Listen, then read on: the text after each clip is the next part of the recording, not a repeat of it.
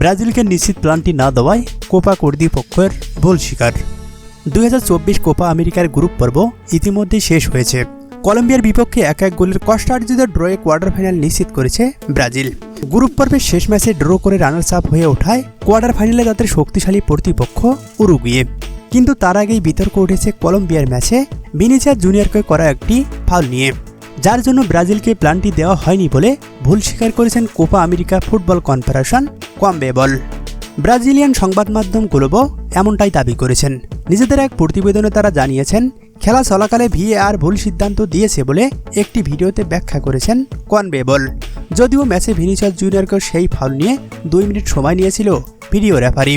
42 মিনিটে কলম্বিয়ার ডি বক্সের ডিফেন্ডার বল ছুঁতে পারেননি, তবে তার আগেই ফাউলের শিকার হয়েছেন ভিনিসিয়াস।